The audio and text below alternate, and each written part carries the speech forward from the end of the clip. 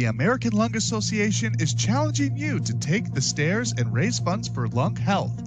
Join us as we climb outdoors in 2021, together and on your own time. Support healthy lungs and clean air with us at Truist Park on Saturday, May 15th. Register today at fightforairclimb.org/Atlanta.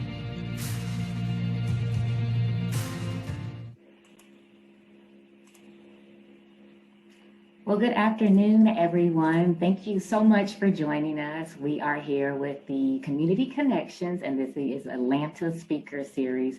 We're so excited to have you. As you can see, I'm joined by Dr. Daniel Miller and Dr. Jeffrey Metz of CTCA Cancer Treatment Center of Atlanta.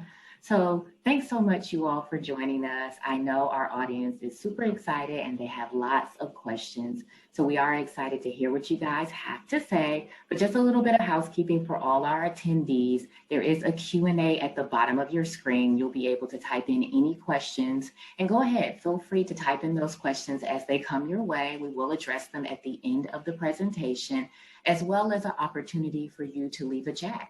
If there's information that you want to share with us or additional information that you would like for us to address, we will be here to help you throughout the whole process. So we have an amazing presentation, and we are going to kick things off with Dr. Metz.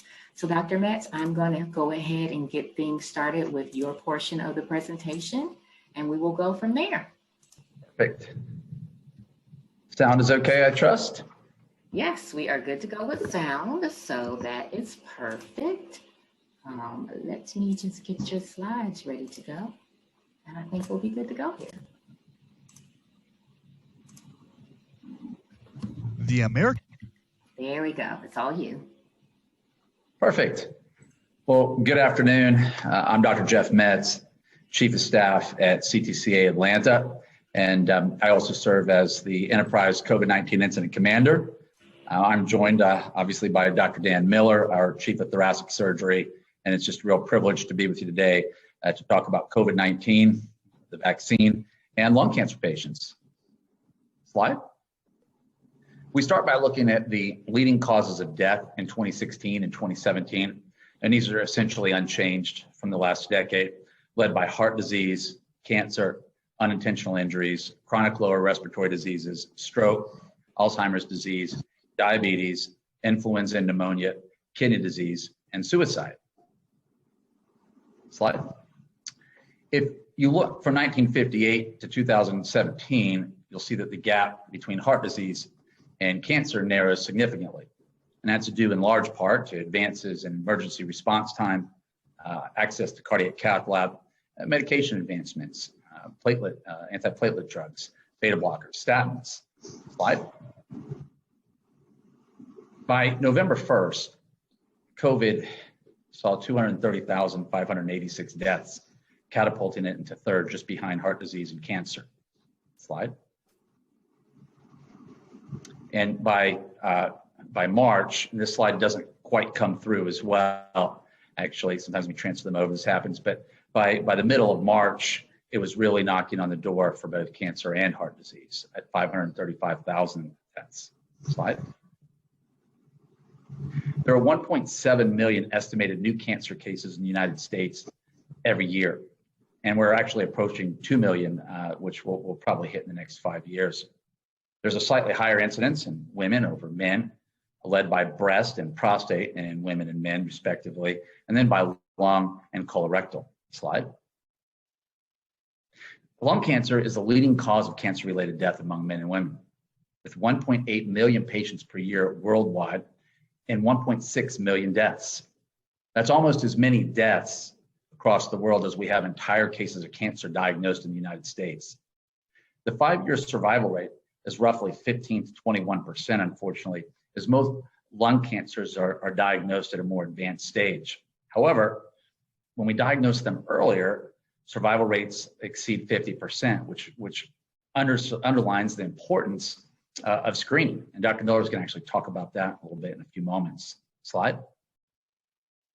The primary risk factor for lung cancer is cigarette smoking, and it's responsible for approximately 90% of the cases of lung cancer. The risk of developing lung cancer in a current pack-a-day smoker for 40 years is approximately 20 times that of someone who's never smoked. Slide.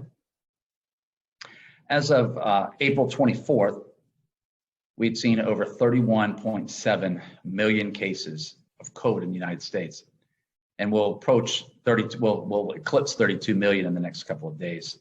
Use menthol cigarettes, and hopefully by reducing this, we'll reduce the amount of cigarettes that are used and smoked, and also with younger adults, such as adolescents, younger college age women, also have a high percentage of menthol cigarettes. So hopefully with this ban on Thursday, will make an impact to even have better survival of lung cancer and decreasing other diseases related to smoking. Next slide. Next slide.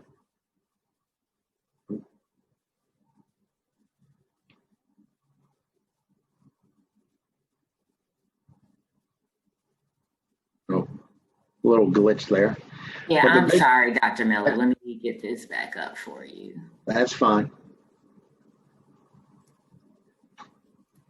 So if we look at smoking throughout the United States, you can see the darker colored states below. Still, a majority of smoking is in the South, anywhere from 24 to 27%. Georgia's around 20%. Next slide, please. If you look in the state of Georgia, the state map on the left is for men and on the right is for women. You can see a lot of smoking up in that northwest corridor. That's along Interstate 75, up along the carpet belt up there for women. It's up in the northern regions of the state, and then a lot down in the smoking belt of the farmers and things in the lower part of the state of Georgia. So things are different throughout the state. So it's very important as we talk about smoking cessation and lung cancer screening that we really go to all these areas, but also very important to go to the areas that have the highest risk. Next slide. When it looks at smoking, we know that smoking has been formally linked with the development of lung cancer and COPD, and this has been known for decades. Unfortunately, we don't know that for COVID. We do know that when someone has smoking history, they have a higher likelihood of developing more severe symptoms with COVID disease than non-smokers. It will be some time before we know if there's a greater incidence in smokers versus non-smokers, and hopefully we'll know that within the next 2 to 3 years. Next slide. When we talk about lung cancer screening, there's over 110 million current or former smokers in the U.S. About 1 out of 6 lifelong smokers will develop lung cancer. And right now there's about, as we talked about earlier, about 34 million Americans who are currently smoking. Next slide. So what happens with lung cancer is that the majority of patients, about 75% of the time, when they present with symptoms, they've already had disease that has spread outside of their chest and gone to other organs. You can see that on the left is a larger tumor, and on the right is a smaller tumor on CT scans. So we like to find these tumors at an early stage that we can remove things with minimally invasive techniques, and they don't require any other treatment, and they can have a long-term survival. Next slide. This is a classic example of a patient. On the left there, you can see a chest x-rays, doesn't show anything. And on the right, the patient had a CT scan that showed an abnormality. The lung has sparing innervation, so you don't really feel these things until they're growing into to cause pain or coughing up blood or weight loss. Next slide, please. So you can see there's no nodules on the chest x-ray on the right side. Yeah, it was a GGO, which is an early stage lung cancer. And next slide. You can see here, this patient had told me that he had stopped smoking. But as you can see, the matches are in his pocket. And so he had not stopped smoking. So the CT scan can also, in some instances, determine if the patient is still smoking or not. Next slide. Next slide. So in 2011, well, actually in 2004, the National Lung Screen Trial was undertaken in the U.S. 53,000 patients were involved in a screening trial in 33 sites. There was a randomized trial of chest x-ray versus CT scan over a 3-year period. You had to be a high-risk patient. You had to be between the age of 55 and 74, smoke more than 30 within 15 years. what the study showed, that there was a 20% reduction in lung cancer mortality and a 7% reduction in overall mortality. So a lot of the bigger organizations like the American Cancer Society, American Lung Association, the NCI all supported screening. And then 2015, CMS, Medicare, Medicaid approved screening in the US. Next slide. So currently the criteria has changed just over the last month. And now the high-risk patients are deemed to be between the age of 50 and 80, smoke more than 20 pack years. You know, a current smoker stopped within 15 years, and you have to be asymptomatic. And so what that does, that will increase the number of lung cancers we can detect from 10% of the population to almost 27%. And it's very important when you go to screening, you go to an approved ACR, that's American College of Radiology screening suite. You have to see a physician or provider first to determine if you are screening, and then you get the screening either the same day or the next day. But what it's done, hopefully this will continue to improve our overall survival. Next slide, please. As you know, living in the South, you can have a lot of nodules on your chest x-ray. So just when a CT scan is done, these nodules might be something else. They might be a fungus infection, or they might be an old scar tissue. Just because they're found to have a nodule, don't get too anxious, that we can do other studies to look for that. Next slide, please. So it's very important too to look at old x-rays. Next slide, please. So if you've had films in the past, you can compare. If it was there 2 or 3 years ago, then more than likely it's benign. Next slide. Also too, we're able to share scans between institutions, like someone's in Massachusetts or Michigan, we can get those scans to compare. So if you've moved to Atlanta from somewhere else, we can compare those scans. Next slide, please. And also, we use other modalities, such as a PET scan here. That's an injection of sugar. And this patient had a nodule in her left lung. PET scans show that it was active, and this proved to be an early stage lung cancer. Next slide, please. Also, too, when you undergo screening, it's just not one scan. It's scanning up until the age of 80. So it's a continuum. So when someone has a certain size nodule, they will repeat it at a different interval in time. So it's very important to be religious with your follow-up scans. Next slide, please.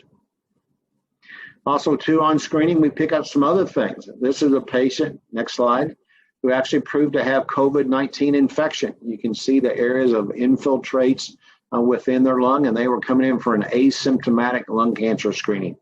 So this is what COVID looks like. And so, we didn't biopsy this. We did a rapid test on it. It was positive, and it cleared over about a month period of time, and we continued to screen that patient. Next slide, please. So the big thing that occurred when COVID pandemic kind of hit its stride back in April, May, the American College of Chest Physicians got a group of physicians together to make an expert panel report. And what they felt at that time was to defer all enrollment in lung cancer screening. And they felt that it was too much of an increased risk of the patient, and also utilization of resources, and also it may affect other healthcare workers. Next slide. So the University of Cincinnati looked back at their screening program as an excellent study. And they started screening in 2012. They had over 2,100 patients screened. And they looked at 2 time periods, from January of 2017 to February of 2020. And they looked at a 4-month time period in 2020. And what they found is that they were averaging about 146 monthly scans. And during the COVID, it went to 39. New patients went from 56 to 15. The percent of no-shows increased dramatically from 15% to 40%. And the most alarming thing is that lung RADS is a radiologic analysis if nodules are highly likely of cancer, that in the baseline it was only 8%, but after COVID, it went up to 29%. So screening has to be restarted again if we're going to catch these early lung cancers. And so that chest recommendation actually hurt things for a period of time, but hopefully we can get screening back and get it restarted so we can find these early cancers. Next slide. Also during this time, this was an article that came out in regards to chemotherapy in COVID. And these are patients at Memorial Sloan Kettering, New York, who have received chemotherapy within 35 days of their COVID diagnosis. And they found that when chemotherapy was administered, it was not associated with a more severe event related to COVID. However, if the patients had lymphopenia, neutropenia, or lung cancer patients with other risk factors, they did have an increased risk of severe COVID infections. It's very important that every patient is individualized as they're going through treatment. And but from this study, they found that the standard cytotoxic chemotherapy treatment was not associated with adverse events, but every patient is different. Next slide. In regards to radiotherapy, again, the most important thing from this study found that when patients undergoing radiotherapy, there can be an increased risk of infection. There can be issues with traveling, exposure to staff. But the most important things, you have to look at the patient's overall prognosis in regards to their treatment. And it should be, if a patient has a potential cure, it's a relative benefit of radiation, life expectancy, performance status is good, then you should proceed. But you should not put patients at risk if this is not the category. But hopefully with things improving, we can get back to routine radiotherapy. Next slide. This was a great study that came out of NYU University, a lung cancer surgery. And this was they had about 2,100 patients admitted over a 2-month period. They averaged about 300 COVID patients a day at NYU Hospital. It's time to point out, obviously, the flu has been significantly down this year. And just kind of a reminder that social distancing and that masking and hand hygiene, it works. And so it works for all of these. Absolutely, absolutely. Dr. Miller, what are going to be some of the long-term effects on COVID being in our environment with lung cancer patients? Well, it's interesting as we're looking at now, most of the effects on the lungs are an inflammatory process. Unfortunately, a small percentage of patients will require to be intubated, be on the ventilator, and require other support. And unfortunately, a lot of those patients may develop scarring of their fibrosis and so forth, but that's a very, very small effect. But majority of patients recover from their lung function. They may feel a little winded for a period of time. I think the number one symptoms that a lot of Americans are most disappointed about is no taste or smell. That seems like the number one thing that they're concerned about. But if we look for lung health wise, majority of patients will recover from COVID infection. Awesome, awesome. So Dr. Metz, this question is for you. There's been a lot of conversation in the media lately about needing to potentially get a third dose of the vaccination. Do you have any knowledge of that, and should we be concerned? So we don't know yet. We're a year into this. We're less than a year into the vaccines being delivered to the general population. So we're still learning a lot. In fact, the truth is we don't really know when we're going to need a booster. The antibodies so far they're not declining, and it's very reassuring, the information that we're getting. But I think it's the type of thing that's evolving so rapidly that what we know tomorrow or even 10 minutes after we're done doing this today will be different. I can't tell you how often we do one of these and breaking news literally comes across 10 minutes later. So I think the important thing is to stay connected to the news, stay connected to your physicians, and to have those discussions so that you're really making informed decisions as you move forward. And that's very important what Jeff said, because it's based on those 100,000 initial patients who underwent the vaccine studies. And so they're getting antibodies at every 3-month interval. So as Jeff was saying, at 6, we're getting ready to get close to 9 months. So, and they're not dropping. So we do not know, but those 100,000 great Americans who went for these vaccine studies are going to tell us about when there's going to be a booster, if we need a booster. And so, but that's where the data is going to come from. Awesome, good to know. So we actually have a question from our audience here live. And the question is there any knowledge of history of patients that have had COVID-19 that would cause a false positive during their low-level CT scans?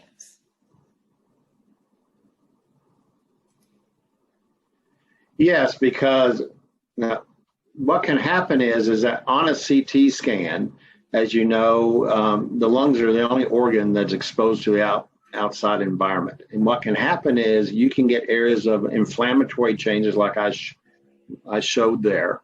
And those can be, mucus impaction, or it can be, how they did their test that day or so forth. There can be areas that can be inflamed. Most of the time that inflammation will go away. And what can happen is it can be a little scar there. It can more of a solid area. So just like any screening study, we would recommend to repeat that scan in 3 months and see what has happened from that. Because a lot of times these patients with COVID infection have not had a CT scan. So you start from baseline and you go from there. And if nothing has changed over a 2-year period of time, then that's considered benign. And that's like every screening study. There's always a follow-up. We're not going to directly go to a biopsy or a PET scan, because a PET scan, if something is inflamed, that can be picked up on a PET scan. Just like if you fell on your shoulder today and get a PET scan tomorrow, your shoulder would light up. It doesn't mean you have cancer in your shoulder. So it's very important to put that algorithm and educate the patient, educate the physician about that. Awesome. Making sure they know everything that's going on with you so they can make a very valid diagnosis for you. That's right. Awesome. So Dr. Metz, this one is for you. We have someone who received the Johnson & Johnson 1-dose vaccination, but they're concerned as a lung cancer patient because of the pause. Should they be concerned? Any words of encouragement for them? So there have been about 8 million doses of the Johnson & Johnson vaccine given inside the United States. There have been 15 cases of this blood clot with low platelet syndrome. And so it's not like a regular DVT, which is about 1 in 1,000.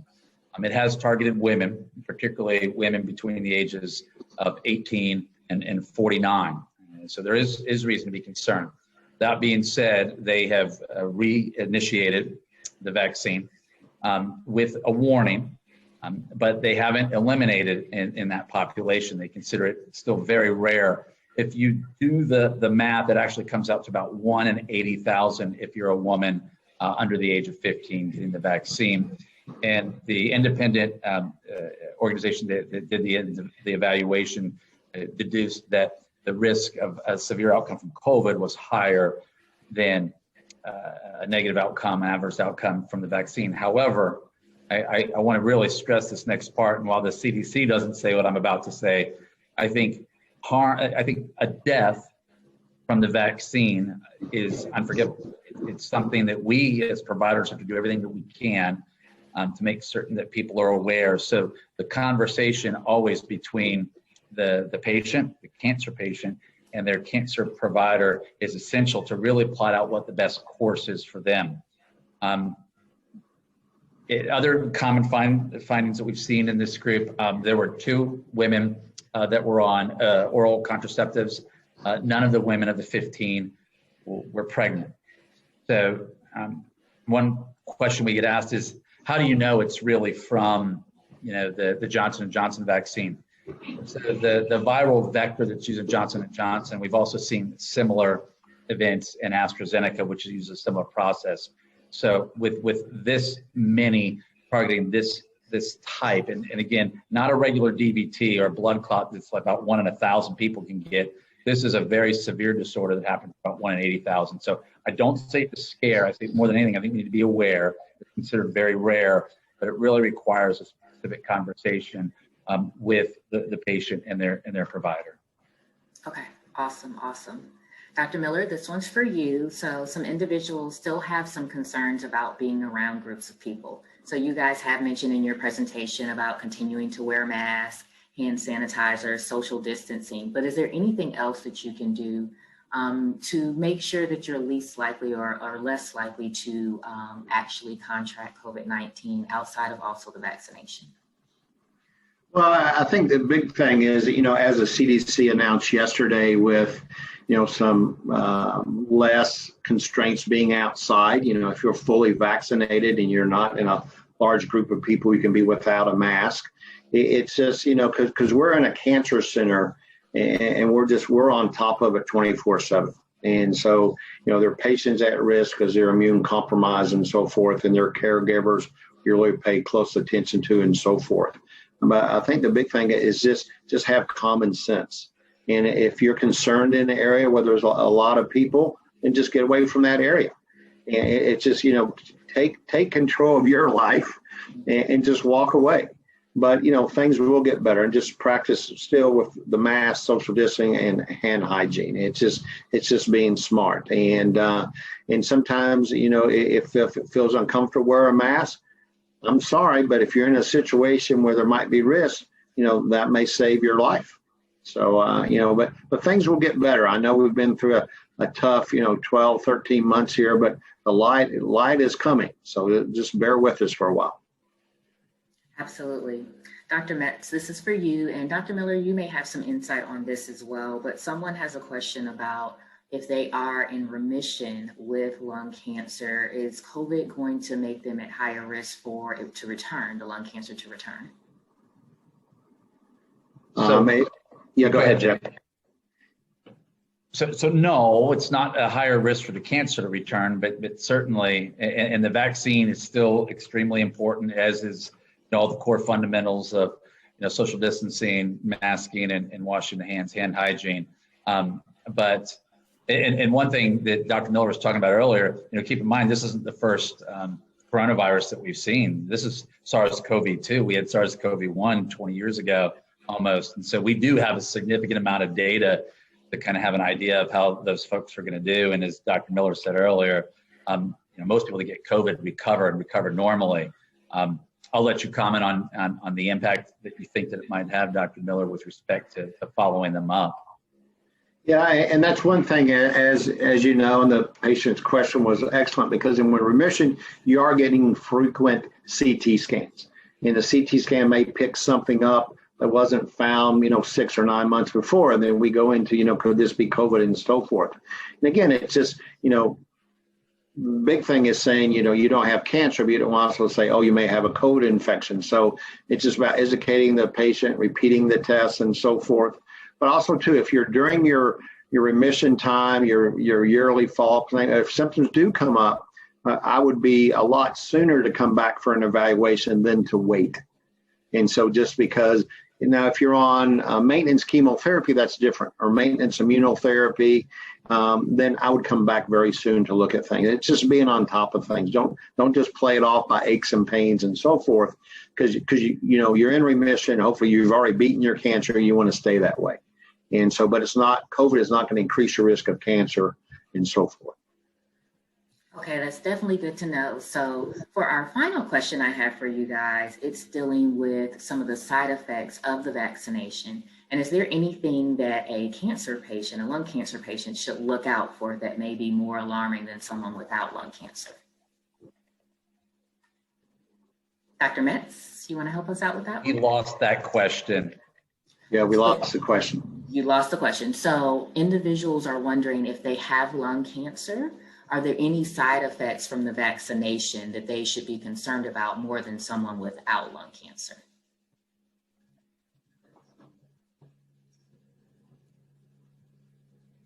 So the question is, I'll repeat it, make certain we have it, that if somebody has a history of lung cancer or has active lung cancer, are there side effects they should be more concerned about than somebody who doesn't? Correct. Okay. Dr. Miller, you want to? Yeah, I mean, as everybody, it's interesting, even in a family, that if you have 3 or 4 people getting the vaccine, people will have different side effects. Could just be arm pain or swelling in the neck or flu-like symptoms. And, it might be on the first dose or the second dose and so forth.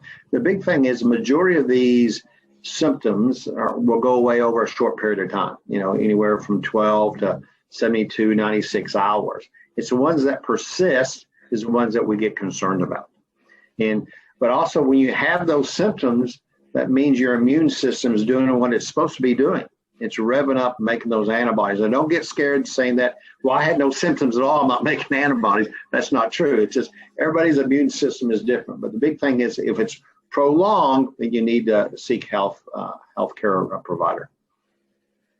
Awesome. Well, thank you guys so much. Do you guys have any final words before we wrap up today? I think the most important thing is to really search out a COVID-safe institution, who really, is on top of things and so forth.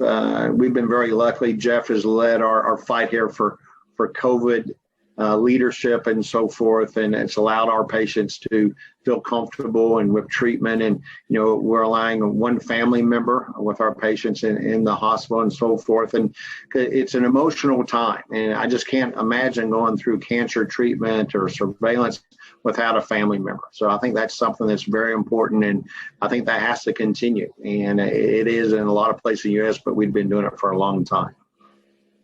Yeah, I would just say, reiterate what Dan said. We recognized very early in the pandemic that cancer wasn't going to wait for COVID, and that cancer patients represent the highest risk population. Many of them are immune compromised either from the cancer or from their treatment. And so we had to do everything that we could to keep cancer and COVID separated. And to Dan's point, the moment somebody hears a cancer diagnosis, even if it's not an immediate life-threatening diagnosis, the stress and angst they have at having to deal with their own mortality, often the first time in their life they've had to think like that, is such a huge pressure for them, a weight for them to bear. And so for us, it would be cruel not to have that support mechanism, their family in place. I would take an opportunity for a call to action for anybody that's listening, particularly the healthy population. Those folks that are thinking, I'm not going to get sick from COVID. It doesn't really affect me. So what if I get it? I'll be fine. And what I would remind everyone is that we have aunts and uncles, we have mothers and fathers and grandparents. And every time you can find a way to stop COVID and its tracks, that's one more place where it doesn't get penetration into your families, into your communities, into your loved ones. For us, to our patients as well, I think Dr. Miller would agree that the worst thing we could ever do would be to give COVID to one of our patients or one of our colleagues, one of the frontline healthcare workers that we work with. Yeah, and that's very important. The vaccination, it is for yourself, but it is for everybody. And you can, help more people than you will realize in your entire life. And we really appreciate you having us. No, we appreciate you guys. We appreciate Thank you very much.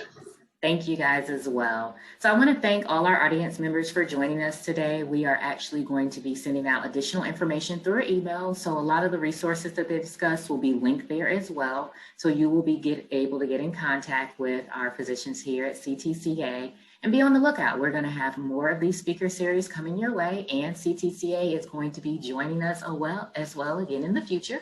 So that will be an exciting moment. But I thank you guys so much. I hope you take this information and you really prepare yourself to be more educated and more prepared for what we're going through right now in this world. So thank you guys so much, and we'll see you in the next speaker series. Have a great day. Right. Thank you. Bye. Thank you.